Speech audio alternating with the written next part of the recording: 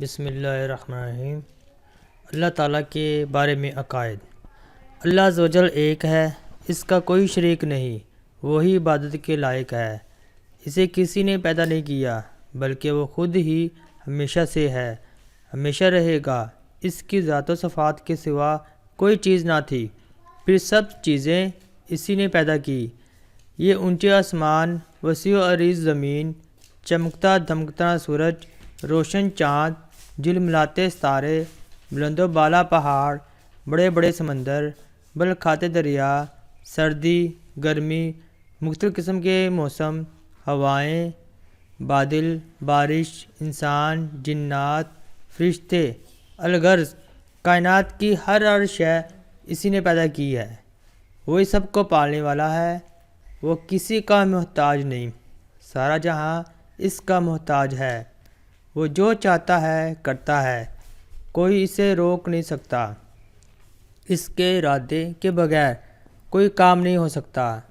نہ وہ کسی کا باپ ہے، نہ بیٹا، نہ اس کی کوئی بیوی ہے۔ وہ ایسی تمام چیزوں سے پاک ہے۔ اللہ عز و جل ہی موت و زندگی کا مالک ہے۔ وہ ہر چاہت پر قادر ہے۔ اس میں ہر کمال و خوبی پائی جاتی ہے اور وہ ہر طرح کے عیب و نقص سے پاک ہے۔ اسی طرح وہ نیند، اونگ، اکتاہٹ اور تھکاوٹ جیسی چیزوں سے بھی پاک ہے۔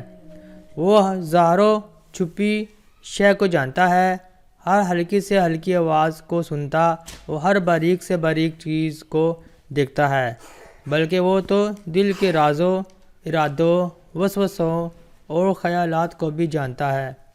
وہ جسم سے پاک ہے، وہ جسے چاہے عزت دے، جسے چاہے ذلت دے۔